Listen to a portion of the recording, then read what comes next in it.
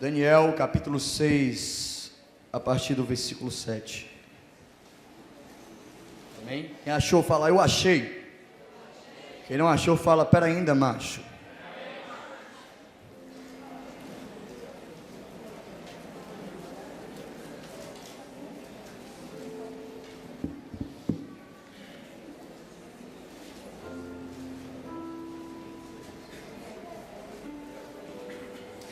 A palavra de Deus diz assim: todos os príncipes do reino, os prefeitos e presidentes, capitães e governantes, tomaram um conselho a fim de estabelecerem um edito real e fazerem firme este mandamento, que qualquer que, por espaço de 30 dias, fizer uma petição a qualquer Deus ou qualquer homem, a não a ti, ó rei, seja lançado na cova dos leões. Agora, pois, ó rei, confirma o edito assim na escritura, para que não seja mudada conforme a lei dos medos e dos persas, que se não pode revogar. Por esta causa, ó rei Dário, o rei Dário assinou esta escritura e edito. Daniel, pois, quando soube que a escritura estava assinada, repita comigo, quando soube que a escritura estava assinada, entrou à sua casa, orava ali, e no seu quarto janelas abertas da banda de Jerusalém, e 3 vezes no dia se punha de joelhos e orava, e dava graças diante do seu Deus, como também antes costumava fazer. Então aqueles homens foram juntos e acharam Daniel orando, repita comigo, acharam Daniel orando e suplicando diante do seu Deus. Amém. Pai, eu quero nesse momento, Jesus, adorar o teu nome, que a tua palavra, Senhor Jesus, possa cumprir o propósito do teu coração em nossas vidas. Senhor Deus, eu quero ser, Senhor Deus, usado na tua simplicidade nesse momento, mas também eu preciso ser usado na contundência do Espírito, Senhor Jesus, nessa noite.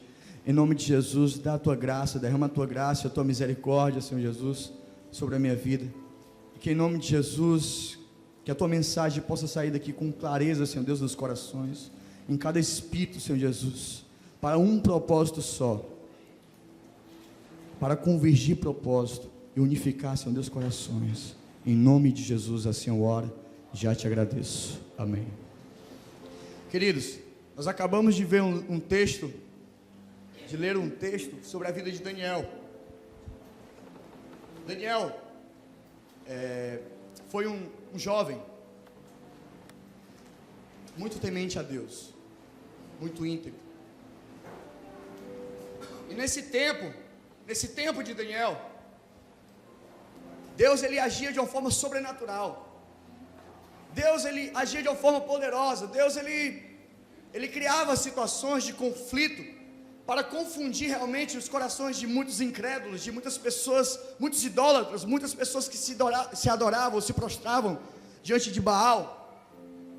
E aí, Daniel foi levantado como um homem usado por Deus, para que todos os povos, para que todas as nações vejam em Daniel que existe um Deus vivo sobre a vida dele. E é muito massa porque Daniel, ele sofreu muitas situações ruins, difíceis, situações de conflitos. A gente acabou de ler um texto onde Daniel, ele foi pego orando em um decreto que estava proibindo toda petição, toda oração a um Deus que não seja o rei Dário. Só que essa não foi a primeira dificuldade de Daniel. Daniel, ele passou por situações difíceis antes dessa. Primeiro de tudo, no tempo do rei Nabucodonosor, os príncipes, o chefe dos eunucos fez uma convocação, convocando vários homens para passar por um tratamento. E esse tratamento servia para preparar, para equipar essas pessoas, esses jovens, para servir ao rei. Esse tratamento durava 3 anos. E aí, quando o chefe dos eunucos fez essa convocação, dentro dessa convocação existiam 4 homens: Daniel, Ananias, Azarias e Misael. E aí foi quando Daniel se achegou até Babilônia. É onde a Babilônia começou a conhecer quem era Daniel, quem era Ananias, quem era Azarias e quem era Misael. E o eunuco chamou, convocou essas pessoas, esses jovens, esses homens, e falou: olha, vocês vão passar por um tempo de preparo. Vocês serão ensinados na língua atual. Vocês terão do bom e do melhor. Vocês serão alimentados com os manjares do rei, com comidas aqui da melhor qualidade. E aí Daniel falou, levantou: olha,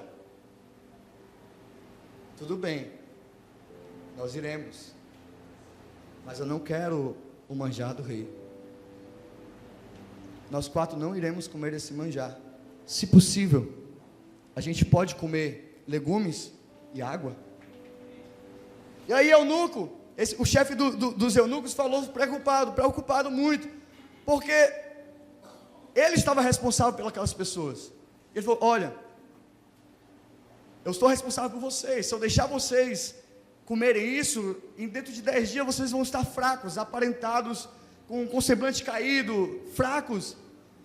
E aí Daniel falou: pois faz um experimento, que dentro de 10 dias nós 4 iremos comer legumes e água, e dentro de 10 dias nós vamos estar melhor do que essas pessoas que vão estar comendo o manjar do rei. E 10 dias depois, sabe quem é que estava pomposo, aparentando realmente com boa aparência? Daniel, Azarias, Ananias e Misael. Aqui é um primeiro desafio da vida de Daniel. A primeira prova foi um pequeno detalhe, mas foi a primeira prova de que existia algo diferente na vida dessas pessoas. Existia um Deus que estava trabalhando em favor dessas pessoas. E a segunda prova, o segundo conflito, o segundo desafio, foi Daniel ver os seus amigos indo para a fornalha. Mas um novo decreto foi feito. O decreto é que o rei Nabucodonosor, ele levantou uma imagem de ouro gigante. Foi feita uma imagem na aparência do rei Nabucodonosor. E aí ele reuniu todos os príncipes, os governadores, os presidentes da cidade, para declarar um novo decreto. Qual era esse novo decreto? Era que todos que estavam ali, que faziam parte do rei, teriam que se dobrar diante da imagem de Nabucodonosor. Todos teriam que se dobrar diante daquela imagem. E aí eu fico em conflito, porque dentro de todo esse povo existia 4 pessoas que eram doidos pela presença de Deus. Eram pessoas que tinham um coração inteiramente para Deus. E aí eu imagino, quando eles receberam essa notícia, esse anúncio, porque o cara, quando ele anunciou: olha, aqui está a imagem de Nabucodonosor, quando a buzina tocar, todos terão que se prostrar, e quem não se prostrar será jogado na fornalha de fogo. E aí vão imaginar comigo a cabeça de 4 jovens, porque a certeza é: se eu me prostrar, eu vou estar desagradando o meu Deus. Mas se eu não me prostrar, eu estou sentenciando a minha morte. Foi o que eles fizeram. Eles decidiram morrer por amor a Deus. Para eles tanto faz se eles iriam sobreviver ou não. Eles preferiam agradar a Deus. E aí imagine todo um povo, toda uma nação, na hora que a buzina tocou, na hora que a buzina soou, um monte de gente se prostrou. Só tinha 3 jovens lá: Ananias, Azarias e Misael. Todo mundo prostrado, e os 3 lá.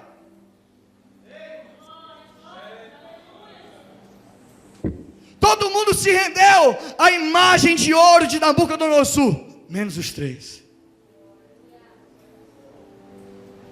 Todo mundo conseguiu realmente se prostrar diante de outro Deus, se render diante de outro Deus, menos aqueles corações que tinham por inteiro o amor sobrenatural do Rei eterno. E aí os três lá, e o cara olhou assim: esses caras são doidos? Esses caras eles estão sentenciando a morte deles. Ei, vem cá vocês três, vocês não ouviram não o que a gente falou não? Se vocês não se prostrar, vocês vão ser jogados na fornalha.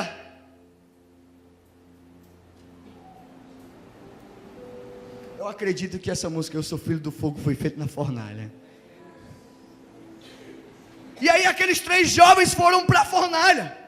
A bênção estava tão quente que até os soldados que estavam levando ele para a fornalha foram mortos. E aqueles três jovens entraram dentro da fornalha. Fornalha de fogo. E ali eles jogaram aqueles jovens sem piedade, sem misericórdia, dentro daquele negócio.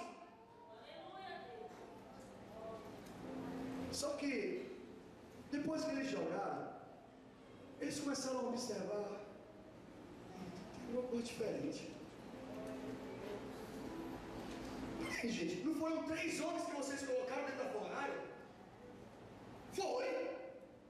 Como é que eu estou vendo 4 homens ali? Por que eu estou vendo 4 homens ali dentro daquela fornalha? E o tempo passou, quanto mais o tempo passava, mais a fornalha queimava, mais o fogo ele se intensificava. Só que para quem é filho do fogo, nenhum fogo dessa terra vai queimar, nenhum fogo dessa terra vai consumir, porque quem realmente é filho do fogo, a única coisa que vai consumir é o fogo da glória de Deus. A única coisa que vai realmente queimar é o fogo da presença. E você tem que entender uma coisa. Eu aprendi uma coisa, meu Deus, eu preguei algo há uns 3 anos atrás na conferência MDA de Jovens, falando sobre os elementos de Deus. E eu falei sobre alguns elementos. E num detalhe, que eu falei sobre o fogo, e falei também sobre o vento. E algo que nós precisamos entender é que o nosso corpo, ele é feito de elementos da terra. Como por exemplo, o nosso corpo também foi feito da terra. Nós somos pó. Repita comigo: eu sou pó. Olha para a pessoa que está do seu lado: você é pó. Fala assim melhor: ó, você é um leitinho. Não, fala melhor: não, você é o pior dos leites, você é o não. Você não é nada. Então um dos elementos que nós fomos feitos é o pó. O outro elemento é a água. Já é comprovado cientificamente que o nosso corpo tem mais ou menos 60 a 70% de água.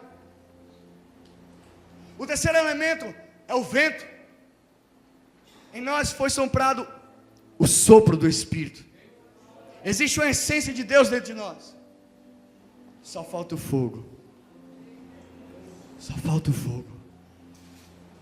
Só falta o fogo. Existe um homem chamado João Batista que falou assim: eu vos batizo com água, mas porém vai vir um maior do que eu, que vai batizar vocês no Espírito e com fogo. Com fogo.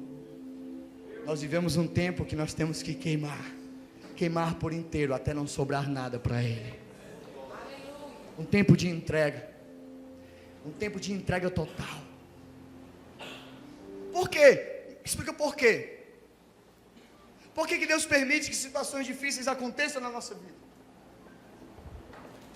Por que Deus permite realmente que essas situações difíceis aconteçam com as nossas vidas? Primeiro de tudo, porque Ele quer testar a nossa fé. Ele quer testar o que a gente é, de que matéria nós somos. O que é que está falando mais? Se é a minha alma ou se é meu espírito.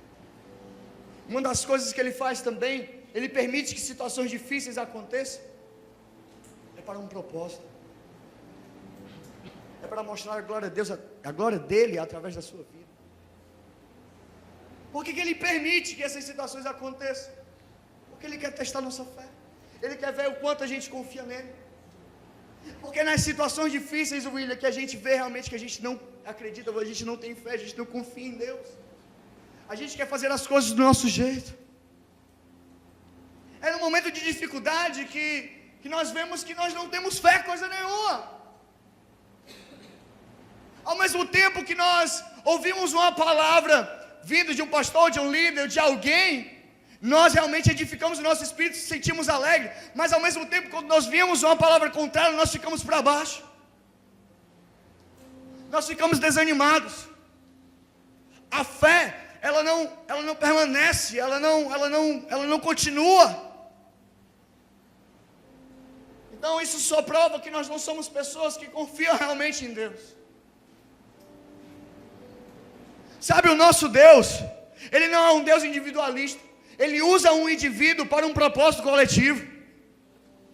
Se Deus realmente Ele tem permitido que coisas ruins, situações difíceis, de conflito na sua vida aconteçam, é porque Ele quer um propósito na sua vida e através da sua vida. É porque Deus Ele quer usar você para abençoar um coletivo. É porque Deus quer usar você para impactar uma geração que está ao seu redor. É porque Deus Ele quer pegar você e quer mostrar, colocar no centro e falar assim: olha, esse meu filho passou por situações difíceis, mas eu estava com ele, ele confiou em mim, ele esperou em mim, e por isso agora eu vou renovar as forças dele. A gente precisa entender o quão importante é de nós confiarmos nele, de termos fé nele. Por que Deus Ele permite que situações difíceis aconteçam? Porque Ele quer usar você para manifestar o poder dele. Porque quando você diz assim: olha, eu sou forte, complicado. Mas quando você diz: eu sou fraco, quando eu estou fraco, aí é que eu estou forte, porque o poder dele se aperfeiçoa na minha fraqueza. A gente precisa entender que nós somos pessoas limitadas, pessoas que não conseguem alcançar o nosso hábito sem Ele, não conseguimos ser a melhor versão de nós mesmos sem Ele. Sem Ele. Querido, tudo aqui é introdução, sabe? Estou tentando já eu entro na mensagem. E aí, chegou na cova dos leões. Houve-se um novo decreto, repita comigo, teve um novo decreto. E o novo decreto era: o novo reinado foi feito, agora é no reinado do rei Dário. Repita comigo, rei Dário. Esse rei, ele tinha um apreço muito grande pela vida de Daniel. Ele era amigo de Daniel. Só que existia os sátrapas, existia alguns príncipes que faziam parte de um conselho que queriam derrubar a vida de Daniel. Só que a Bíblia fala que eles tentavam realmente encontrar alguma coisa ruim na vida de Daniel e eles não encontravam. Porque Daniel, ele conseguia andar de uma forma justa, de uma forma íntegra, sem realmente corromper o seu coração, corromper a sua vida, colocar em xeque os seus valores e seus princípios. E ele caminhava de uma forma justa, de uma forma íntegra. Então, por isso, as pessoas não conseguiam encontrar algo ruim na vida de Daniel, até elas começarem um novo decreto. E elas chegaram para o rei Dário e começaram a falar assim: olha, rei Dário, tivemos aqui uma ideia de um decreto, o que é que o senhor acha? Olha, dentro de 10 dias, aliás, perdão, 30 dias, ninguém vai poder fazer nenhuma petição, nenhuma oração a nenhum Deus que não seja o Senhor. Aí o rei Dário, pois, gostei dessa ideia, achei legal, beleza, vamos assinar. E foi assinado um novo decreto. Durante 30 dias, ninguém poderia fazer nenhuma oração, nenhuma petição a nenhum Deus que não fosse ao rei Dário. E aí nós lemos que Daniel soube, fala assim, Daniel soube disso. E quando ele soube, a primeira coisa que ele foi fazer foi... A primeira coisa que ele foi fazer foi orar. O cara ficou sabendo do decreto, olha. E o decreto falava lá no final: e quem ousasse fazer um negócio desse durante 30 dias, iria ser jogado na cova dos leões. Aí Daniel soube um negócio desse. A primeira coisa que o cara vai fazer é orar. Eu não entendo esse coração. Um decreto é feito, sentenciando já a morte dele. E ele não tem medo, ele não tem nada, ele não está nem aí para nada. Porque, meu irmão, ninguém para aquele coração que arde por falar com Deus. Ninguém para um coração que queima em ver, em sentir, em contemplar a presença do Senhor. Nada nesse mundo, nenhum decreto, nenhuma lei que os homens possam fazer pode parar um coração de um adorador. Nada nessa terra pode parar você. Quem é adorador aqui, meu irmão? Quem é adorador aqui? Pois saiba, nada pode parar você. Nada pode parar um coração que age em estar na presença de Deus. Já já eu chego na mensagem. Eu estou só aquecendo. E esse cara é doido.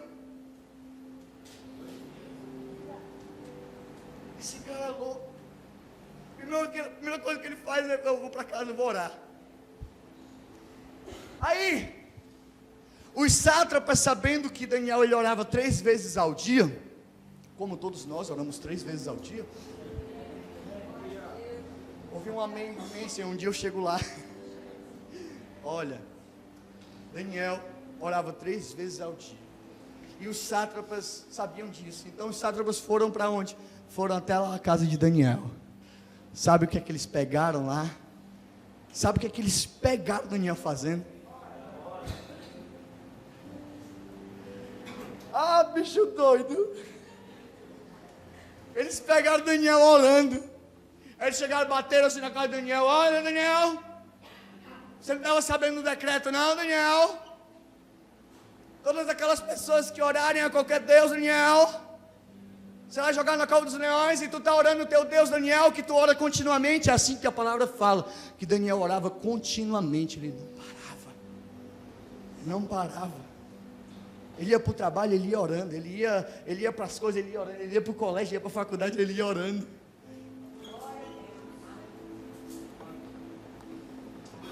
E aí prenderam Daniel, levaram até o rei Dário. Quando o rei Dário viu que Daniel foi preso, a palavra fala que ele se entristeceu, ele se penalizou. Daniel? Não, Daniel não. E a Bíblia fala que o rei Dário ficou até o fim da tarde para tentar arranjar um jeito para revogar aquele decreto, mas não conseguiu, porque o decreto na lei dos persas e dos medos não poderia revogar. E aí, a Bíblia fala que esse cara, ele se entristeceu demais. Ele chegou para Daniel: Daniel, o teu Deus vai te salvar. O teu Deus vai estar contigo. Queridos, quando o cara que meu Deus do céu, escuta isso. Quando o cara que faz parte de um propósito, que realmente é uma marca registrada na sua geração, de diferença, de quem marca a sua geração, até a pessoa que fez um decreto para a sua morte, vai realmente profetizar a sua vida. Você não está entendendo, meu irmão? Até aquelas pessoas que disseram que você não ia dar para nada, que você ia ser um vagabundo, que você ia ser um ladrão, são as mesmas pessoas que vão reconhecer o Deus da sua vida. Não, você não entendeu. As mesmas pessoas que um dia falaram de você vão ser as pessoas que vão reconhecer o Deus vivo na sua vida. Eu não vou descansar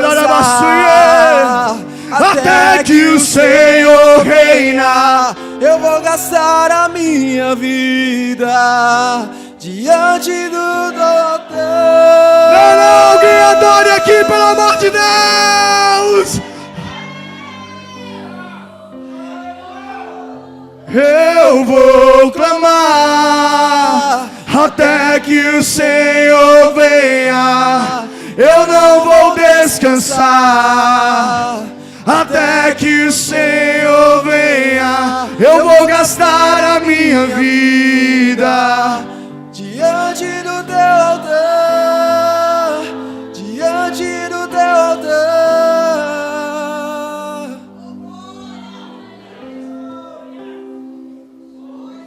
Rapaz, o cara que decretou a morte de Daniel estava fazendo jejum para ele viver. A Bíblia fala que ele começou a jejuar para Daniel viver. Queridos, meu irmão, para quem faz parte do propósito, Deus vai fazer até o ímpio jejuar por você. Deus vai fazer até o ímpio começar a se consagrar para você, vai fazer você viver. Já eu chego lá, ainda não entrei na mensagem. Sério mesmo, gente. Essa mensagem me deixou inquieto durante uns dias, sabe? Do lado pro outro. Minha esposa viu, às vezes eu ia pro sofá, ia pra cama, com um caderninho na mão. Meu Deus, é isso aqui, Deus confirma. Essa palavra, meu Deus do céu, me deixou inquieto. É o que eu estava falando mesmo? Sim, entendi já. E o cara decretou, começou a jejuar pela vida de Daniel. Daniel foi jogado na cova dos leões. Agora me responda, por que Daniel, mesmo sabendo que ele poderia ser morto, ele decidiu orar? Por que Daniel, mesmo sabendo que ele poderia ser morto, ele decidiu realmente continuar orando, não mudar? Porque Daniel, ele não negociava os seus valores, os seus princípios. Daniel, ele não negociava aquilo que ele carregava. E quando nós negociamos aquilo que carregamos, nós acabamos perdendo. Assim como Esaú perdeu a bênção da sua primogenitura por um prato de lentilha. A Bíblia fala que Esaú estava no campo trabalhando e Jacó estava cozinhando. E quando ele chegou para Jacó, olha, eu estou com fome, Jacó. Por favor, eu estou morrendo de fome, Por favor, me dá alguma coisa para comer, Jacó. Aí Jacó falou assim, olha, você quer comer? Pois eu te dou essa comida. Em troca, eu quero a bênção da primogenitura. Em vez dele falar assim, o que é, Jacó? Quer me apanhar pelas costas, meu irmão? Dou nada. Não. Ele, tá bom, tudo bem, mas me dá esse prato de comida, senão eu vou morrer. Ele trocou aquilo que Deus iria derramar sobre a vida dele por uma necessidade, por um momento. E quantas pessoas têm trocado aquilo que Deus realmente vem derramando, vem profetizando em sua vida, por um prato de lentilha, por um momento de necessidade, por um momento de fraqueza. Meu irmão, escuta uma coisa. Você precisa entender que aquilo que Deus vai colocar, ou Deus já colocou na sua vida, é muito mais importante do que a sua necessidade momentânea. É muito mais valioso, é muito mais precioso do que aquilo que você precisa agora. É muito mais importante do que os seus desejos pessoais, do que os seus sonhos pessoais, porque os sonhos dele são maiores do que os nossos, porque os caminhos dele são mais altos do que os meus. Aquilo que Deus tem para a minha vida é bom, é perfeito e agradável. Aquilo que Deus tem para a sua vida é muito maior do que tudo que possa existir nessa terra. Escuta, tem mais. Não podemos negociar os nossos valores. Por que Daniel, ele mesmo sabendo que poderia ser morto, ele decidiu orar? Porque o coração de Daniel não era um coração de boas intenções. O coração de Daniel era um coração voltado para Deus, voltado em agradar a Deus. Na verdade, Daniel, ele não tinha o seu coração para agradar a Deus. Na verdade, Deus tinha o coração de Daniel para agradar os seus sonhos. Você precisa entender isso. Muitas pessoas se achegam até Deus para aliviar com uma boa intenção, ou para aliviar um certo momento difícil na vida. Mas melhor é o coração que decide se entregar por inteiro, abandona tudo. Existe um jovem rico na Bíblia que chegou para Jesus e falou assim: olha, mestre, o que é que eu posso fazer para herdar a vida eterna, para te seguir? Está lá em Lucas capítulo 18, versículo 18 ao 30. Olha, mestre, o que é que eu posso fazer para te seguir, para herdar a vida eterna? Aí Jesus, olha, tu já conhece os mandamentos, você já conhece a lei. Você não adulterarás, não matarás, e lararás, e tudo hás. E aí o jovem rico falou assim: olha, todas essas coisas eu já conheço e já pratico. Aí Jesus falou assim: pois só te falta uma coisa. Em outros evangelhos fala: só falta uma coisa para você ser perfeito. Vende tudo que você tem, dá aos pobres e me siga. A Bíblia fala que aquele cara, ele se entristeceu, porque ele tinha muitas riquezas, e o coração dele estava nessas riquezas. Aí eu fui continuar o versículo para quê? Eu continuei os versículos em Lucas capítulo 18. E a Bíblia fala. Vamos ler. Lucas 18. Abre aí. Bem em cima. Tô bom.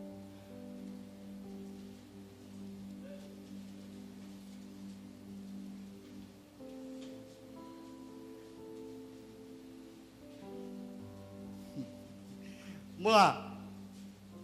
A partir do versículo 24, eu já contei já metade da história para vocês.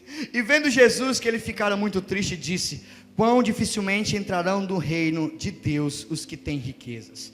Porque é mais fácil entrar um camelo pelo fundo de uma agulha do que entrar um rico no reino de Deus. E os que ouviram isso disseram: logo quem pode salvar-se? Mas ele respondeu: as coisas que são impossíveis aos homens são possíveis para Deus. E disse Pedro: eis que nós deixamos tudo e te seguimos. E ele lhes disse: na verdade vos digo, que ninguém há que tenha deixado casa, pais, irmãos, mulher, filhos, pelo reino de Deus, e não haja de receber muito mais neste mundo, e na idade vindoura, na vida eterna. Sabe o que é que a Bíblia está falando? Sabe o que é que Jesus está falando aqui para você? É que muitas vezes nós realmente, se chegamos a Deus apenas para Ele resolver, como se fosse um SOS, ou um SAMU, ou um 90 para a nossa vida. Mas Jesus estava falando, porque Pedro disse: olha, nós largamos tudo por Ti, nós deixamos tudo por Ti. E Jesus falou: olha, nenhuma daquelas pessoas que deixam pai, mãe, mulher, irmãos, tudo nessa terra, pelo amor do reino, jamais essas pessoas serão desamparadas. Essas pessoas terão a bênção sem medidas nessa terra e na vida eterna. O que Deus está falando aqui, se você deixou todas as coisas para trás para seguir Jesus, Ele está dizendo que existe uma bênção sobrenatural para você nessa vida e na vida eterna. Você não vai colher apenas na vida eterna, você vai escolher isso agora.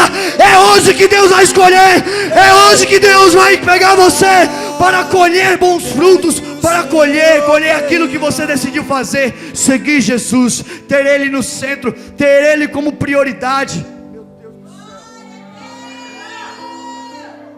É nessa terra e na eternidade. Se hoje você decidir largar tudo por amor a Ele, Deus, Ele vai abençoar você nessa terra e na terra vindoura. Paulo, eu não acredito nisso. O problema é seu. O problema é seu. Porque eu acredito. Eu quero mais dele. Eu quero sangrar por ele. Eu quero me desgastar por ele todos os dias da minha vida. Ei, deixa eu falar. Você quer saber se eu me arrependo de ter deixado tudo? Não, eu me arrependo, porque eu conheci tudo quando Ele me apresentou Jesus. Quando o Pai me apresentou Jesus, aí foi que eu conheci a vida, aí foi que eu conheci a verdade, aí foi que eu realmente tive em meu coração um sentido para a minha vida.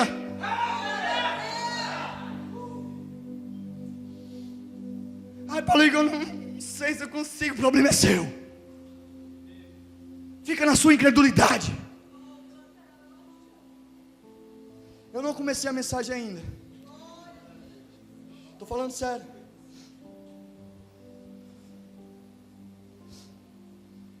Por que Daniel, mesmo sabendo que poderia ser morto, ele decidiu orar? Ele decidiu buscar a Deus. Por que ele fez isso? Porque Daniel, ele andava pela visão e não pela vista. Ele andava pelo que cria, não pelo que ele via. Lá em 2 Coríntios capítulo 4, a Bíblia fala assim: não desfaleçamos, ainda que um homem exterior venha a se desgastar, venha a se corromper, o nosso homem interior se renova dia após dia. Contudo, a nossa leve e momentânea tribulação produz para nós um peso de glória muito excelente. Entretanto, precisamos atentar para as coisas que não se vê, porque as coisas que se vê são temporais, mas as que não se vê são eternas. Daniel foi jogado na cova dos leões. Me pergunto se ele estava olhando para algum leão.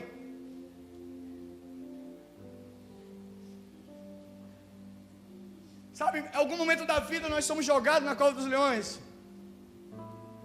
Em algum momento da vida nós somos jogados em algumas covas. Algumas covas escuras, algumas covas que nos deixam paralisados. Algumas covas que nos deixam amedrontados. Eu passei por uma cova há 3 meses atrás. Eu estava no hospital com minha mãe internada com bactéria na perna. E eu indo todo dia lá, carregando ela numa cadeira de roda. Indo para lá, para o lado, para o outro, fazendo exame, deixando ela na enfermaria. E minha mãe deitada numa cama de hospital. E no dia eu tinha que trabalhar, tinha que ir com as minhas obrigações diárias. Alguém tinha que botar comida dentro de casa. E lá no trabalho eu não conseguia me concentrar, pensando na situação. E um belo dia no trabalho eu recebo uma ligação da minha tia: olha, vem aqui que teu pai está passando mal. E eu fui lá. Meu pai já estava no hospital. E passamos um dia no hospital, fazemos exames, fazendo isso, fazendo aquilo, até ele receber uma alta que não poderia receber. Chegando em casa, meu pai voltou a piorar, começou a tossir muito.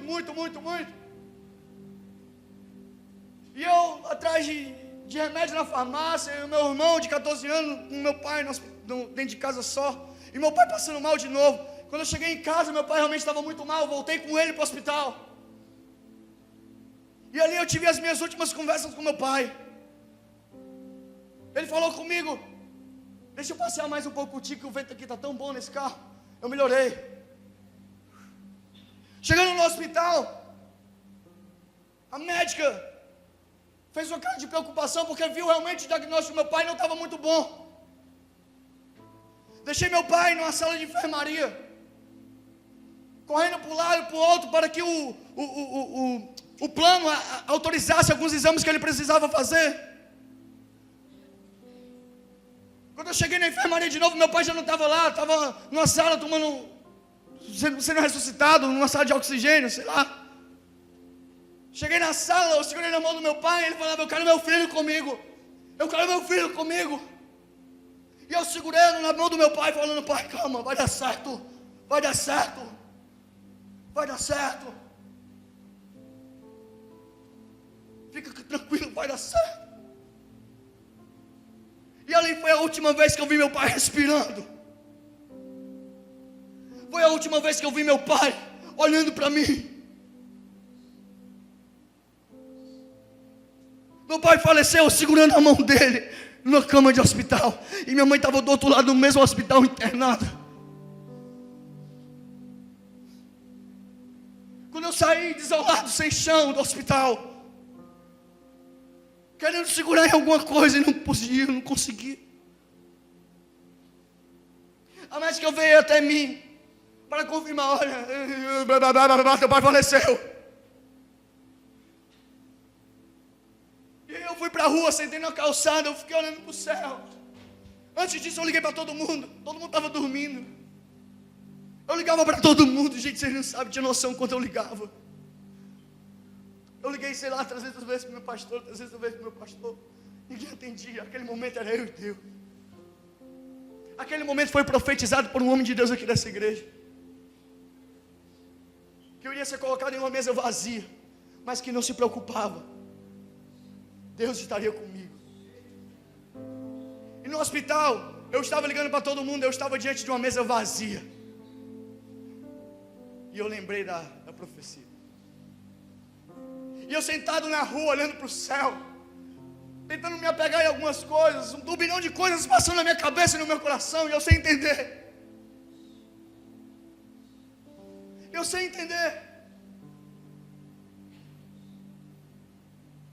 Eu vi um abismo, ao mesmo tempo que eu vi um abismo, eu via coisas de Deus afirmando o que Ele queria comigo. E eu estava numa luta ferrenha, se eu mergulho nesse abismo ou se eu mergulho em Deus.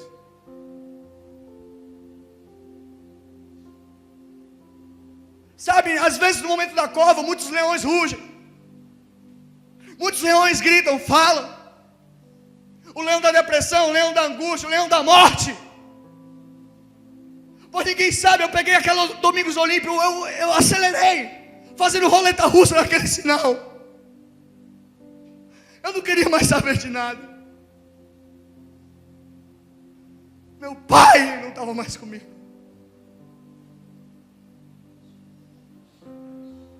E durante 2 semanas eu queria entrar em depressão, eu queria ficar angustiado, eu chorava, ficava bem, eu nunca conseguia ter uma constância. É claro, meu pai morreu.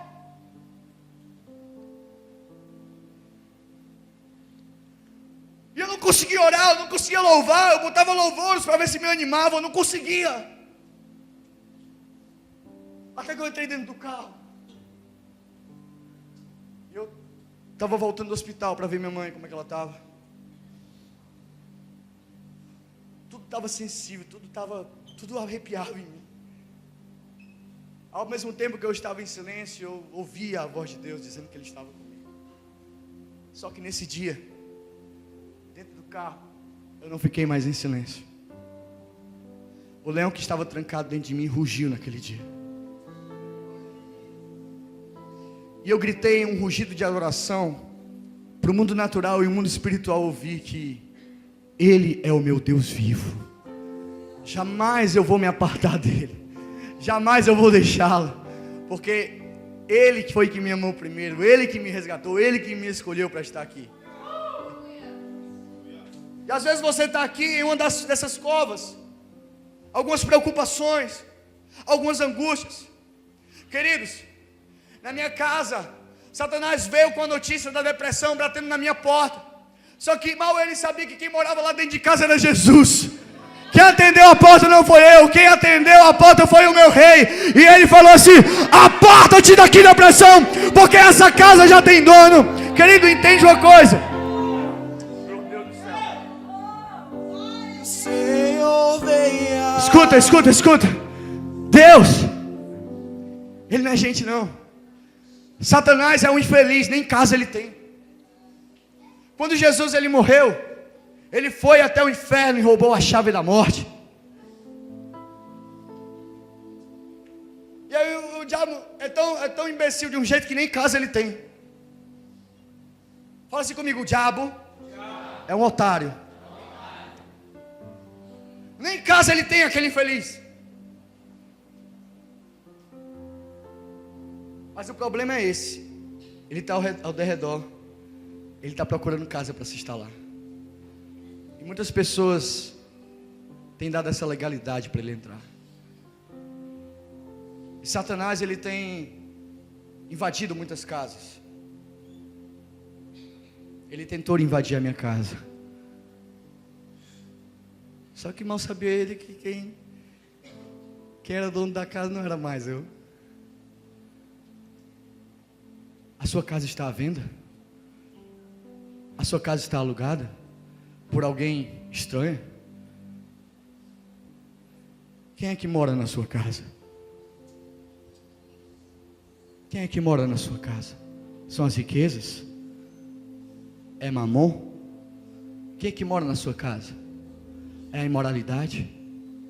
Quem é que mora na sua casa? É Satanás? Quem tem a ousadia de levantar dessa cadeira e dizer: quem mora na minha casa é Jesus?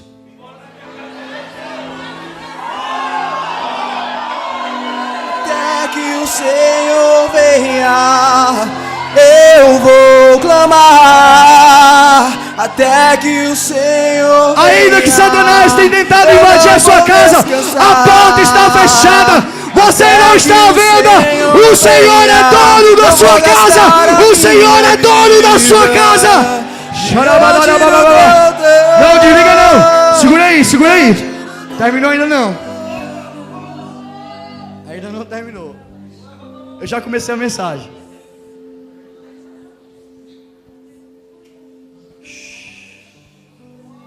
Que o Senhor venha, eu vou clamar. Até que o Senhor venha, eu não vou descansar. Até que o Senhor venha, eu vou gastar a minha vida diante do teu altar.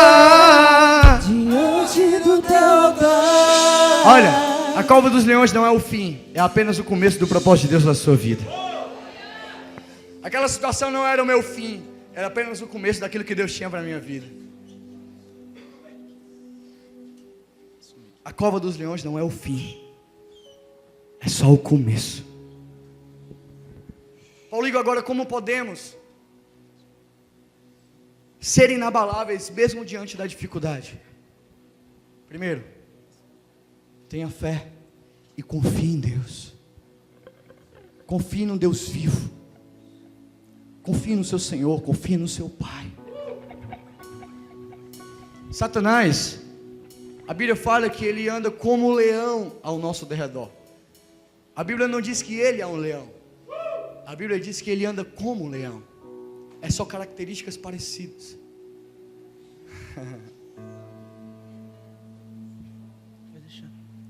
E muitas pessoas ficam, ai meu Deus, Satanás, ele é o leão, Satanás aqui. A Bíblia só atribui uma pessoa que é o leão, não é como o leão. Ele é o leão da tribo de Judá. Lá em Apocalipse 5:5 fala: não chores, porque o leão de Judá, a raiz de Davi, já venceu. Já venceu. Às vezes a gente fica realmente amedrontado com muitos leões. Isso é porque a sua fé está lá embaixo, é porque você ainda não confia em Deus. Porque Deus realmente está levantando nessa geração, uma geração que está sendo levantada debaixo do Espírito Santo, uma geração que confia nele, uma geração que tem fé nele, uma geração que é voltada para ele, uma geração que tem seus princípios e valores realmente pautados pelo reino. E que ainda que Satanás venha fazer zoado, Satanás da morte, da acusação, venha fazer zoado, você vai falar: aparta-te de mim, Satanás, porque o leão da tribo de Judá, a raiz de Davi, já venceu, e ele vai rugir. Ele vai rugir. Escuta. Você é jardim selado. Você é nação, é geração santa e eleita. Você é povo exclusivo de Deus. Você não está à venda. Você é uma propriedade que já foi comprada, e foi comprada com o sangue do Cordeiro. O negócio vai pegar, esse negócio que vai pegar, o negócio de Daniel. Daniel entrou na cova dos leões. E no dia seguinte, o rei que estava jejuando, ele já foi correndo lá para a cova. Ele falou: Daniel, filho do Deus vivo, você está aí, Daniel? Daniel passou a noite inteira com leões famintos. Daniel, filho do Deus vivo, você está aí, Daniel? E o rei ouviu uma voz: ó rei Dário que vive, sim, eu estou aqui. O anjo do Senhor veio até mim e fechou a boca dos leões. Queridos, você não entendeu esse significado. A cova dos leões não é o fim. Ainda que esteja difícil, ainda que as coisas estejam escuras, o Senhor vai mandar um anjo para te guardar. O Senhor vai mandar um anjo para te proteger. O Senhor vai mandar alguém lá no céu para poder guardar a sua vida, para poder guardar a sua entrada, guardar a sua saída. Ele está aqui e o leão vai rugir. Deixa ele rugir.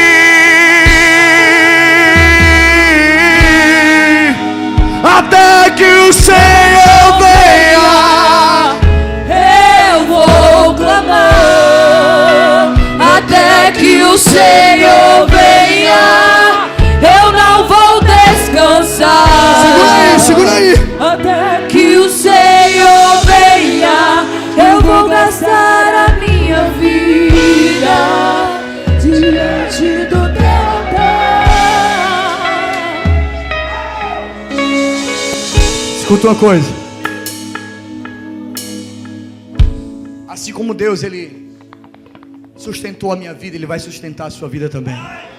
Assim como o Espírito Santo agiu de uma forma sobrenatural na Bíblia, na igreja primitiva, na lei, Ele vai agir na sua vida também. A Bíblia fala que a mão do Senhor está estendida para os seus filhos, não está recolhida. Paulinho, o que é que precisa? Cara, eu tenho trazido isso com a minha vida. O que Deus, Ele resiste um coração soberbo, mas Ele dá graça aos humildes. Ele dá graça aos humildes. Olha só, a Bíblia fala que Deus, Ele não resiste um coração contrito e quebrantado. Quando Ele vê um coração soberbo, olha, Senhor, estou passando por dificuldade, mas eu estou aqui. Estou aqui na tua casa. E aí? Deus vai olhar para essa pessoa e falar assim, ó. Aliás, Ele não vai falar, porque Ele resiste a essa pessoa.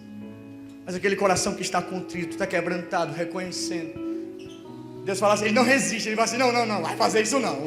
Não, meu coração não aguenta. Não faz isso não. Ah, vem aqui. Ele não resiste o coração contrito e quebrantado. Você pegou aí? Até o som não aguentou. Ele não resiste o coração contrito e quebrantado.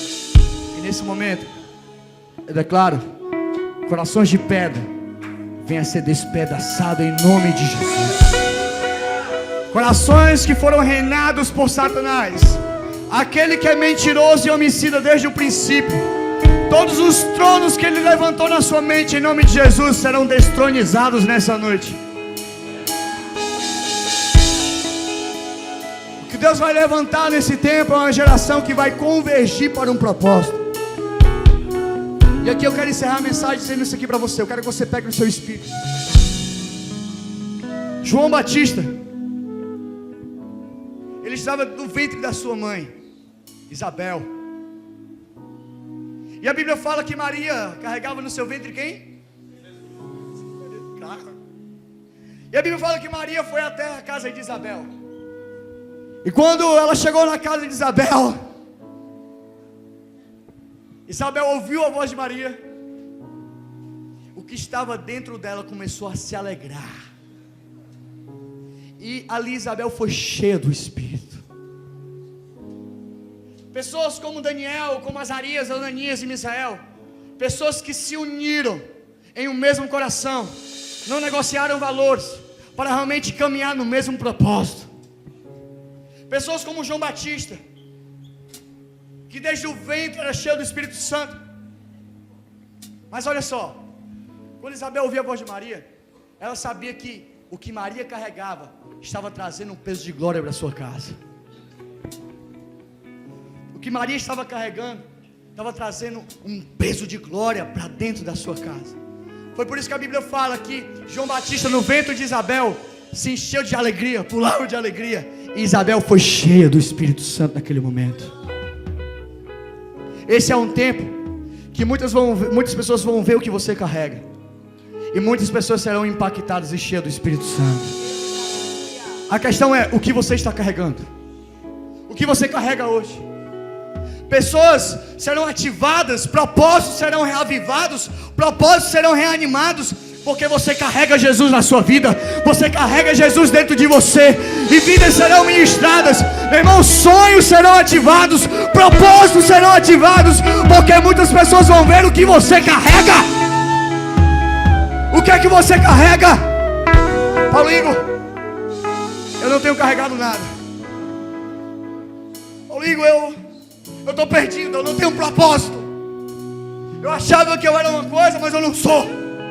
Eu achava que eu dava para ser uma coisa, mas eu estou vendo agora que não é isso, não é. Eu estou perdido. Deixa eu te dar um conselho. Se tem alguém aqui nessa igreja que você vê que tem o Espírito Santo e é cheio do Espírito Santo, vai lá e abraça essa pessoa.